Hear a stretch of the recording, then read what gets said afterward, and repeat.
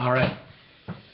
So the window is open a little bit, and the birds are chirping out there. In fact, maybe I should open up the window here to get some of the springtime audio.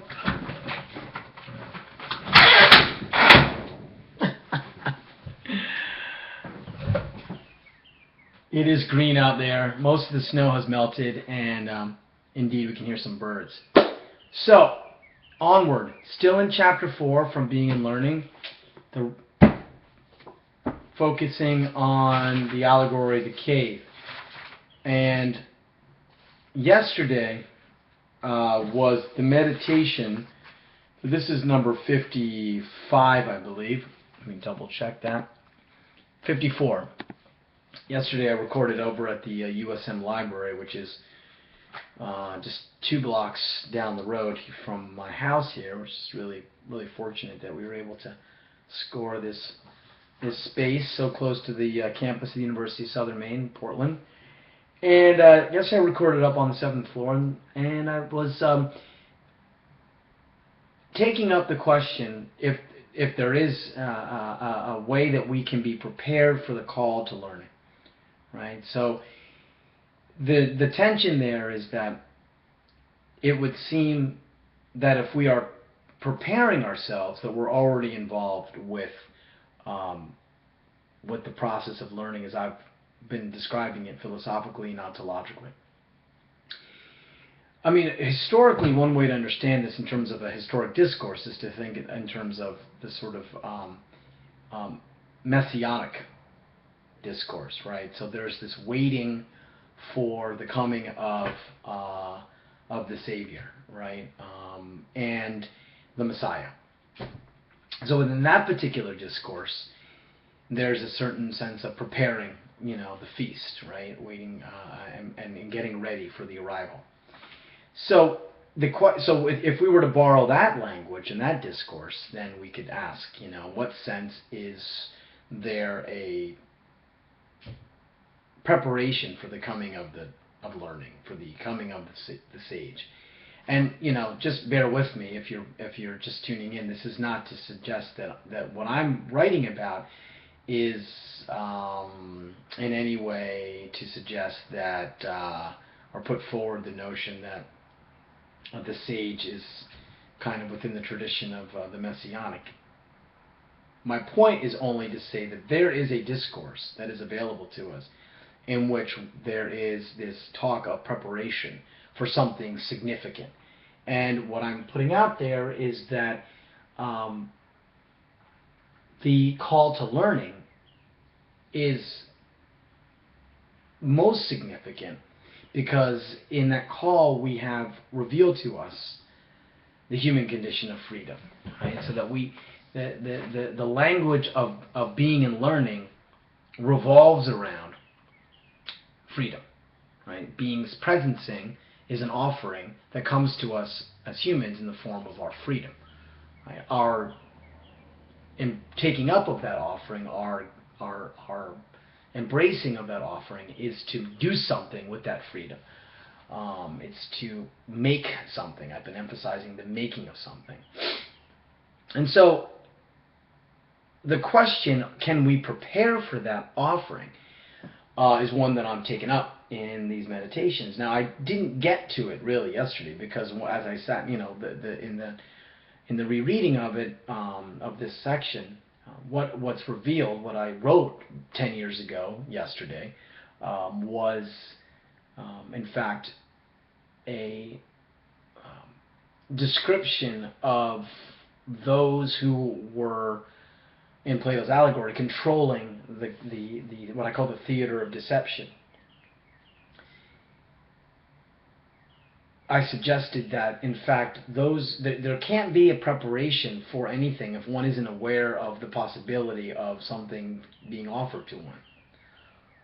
So the only ones who are aware that there is an alternative to the situation are those that are creating the situation to which there could be an alternative.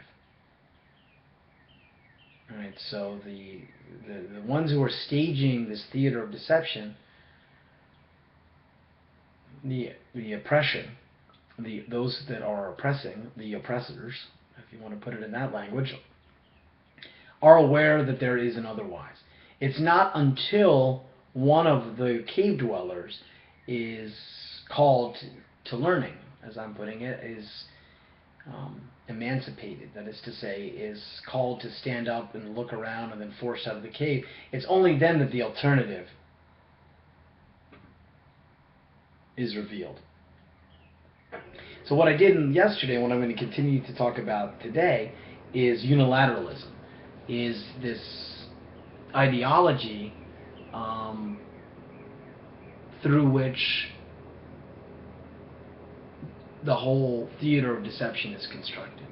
So it's what is being staged is what I call the uni-ocular and the unilocular, which is the holding in place one unidirectional gaze, looking forward and only staying in one place. That's the unilocation, or the location of being in a single place with a single perspective. And the single perspective being the uni-ocular, only having one view. Right? Now, what I've already suggested beforehand in the meditations leading up to this, or in the pages of being and learning that are preceding these pages, and again, these are pages I'm on 88 and 89, what precedes this is the suggestion that despite all of this, the cave dwellers are together in their own demos. They're together separate from, because they have voice, and they have the capacity to articulate their voices, and they also have the capacity, of course, to hear. Right? So the exchange of sounds, language, right? Their capacity to speak, and to use Arendt's language, their capacity to say something and to be heard, to say and to speak and to hear and to be heard. They have that capacity, and that's not controlled all the way down by those who are staging the situation. Right? So they, in that capacity, and this is what I think Plato's alluding to when he says each and every one of us has that capacity. The question is whether or not we have that capacity turned in the way that turned on or turned around to the place that it should be. I think this is what my reading of Plato is, that it's already there. It's just a matter of our being able to actualize that. So then, continuing on with the reading, today's meditation, as I said, it from Being and Learning, the book, it's in pages 88 to 89 here, and it's written originally this date, April the 8th, originally 2004, and this date, 2014, is reread. The date that happens to be the date that Hank Aaron broke Babe Ruth's home run record. But that's for another discussion. A second entry for unilateral emphasizes more the relational implications of this modality, as it speaks of the imposition of this one-sidedness. Unilateral is thus an, quote, engagement by which an express obligation to do or forbear is imposed on but one party. An event, quote, produced or arranged on or directed toward one side. That's a dictionary definition, unquote. Above we spoke of forbearance as an essential feature of the learning relationship. It bears repeating here as we address the phenomena of impositional pedagogy, or the teaching that follows from the unilateralism that orchestrates deception and delusion. We said in learning, the learner receives the teaching from the teacher, who lets learning happen by emptying herself of her authority as the official adjudicator of knowledge and truth. The teacher lets learning happen, the apprentice lets teaching happen. Thus the relationship is a mutual give and take of teachability.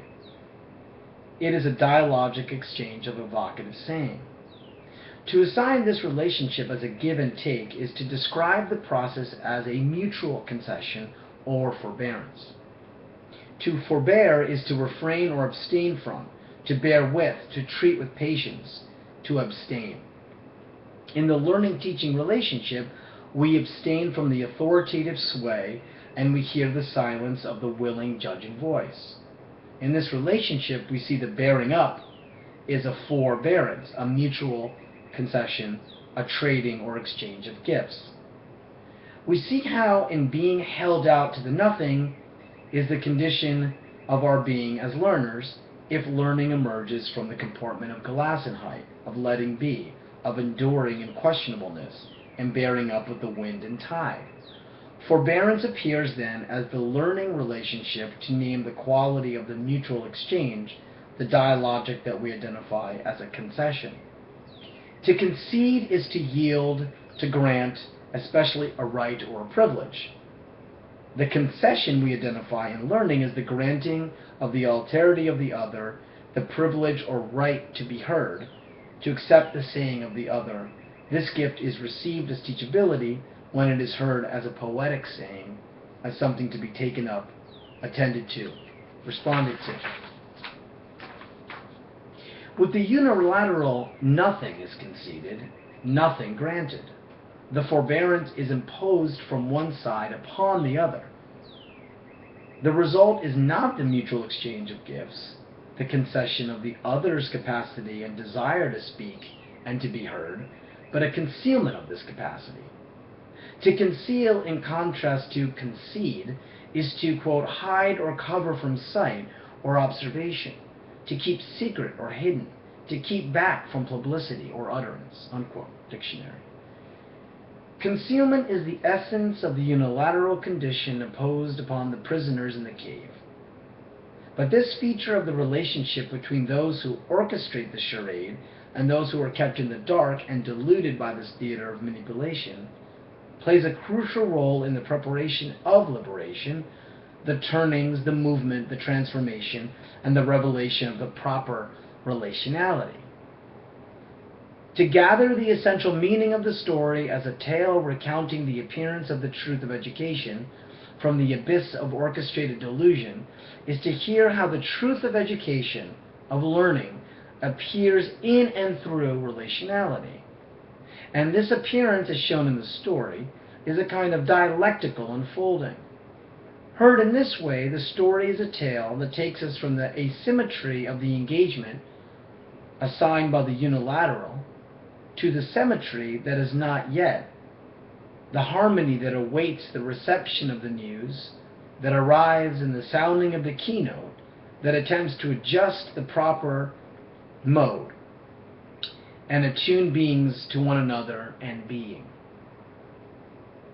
If symmetry describes the, quote, arrangement of parts on either side of a dividing line or point, so that the opposite parts are exactly similar in shape and size, unquote, dictionary, then the asymmetry that defines the first part of the story plays an anticipatory role in gathering together one side of the distinction between the conventional and unconventional truth, between meaning imposed and meaning created, a complex distinction that unfolds within the twofold play.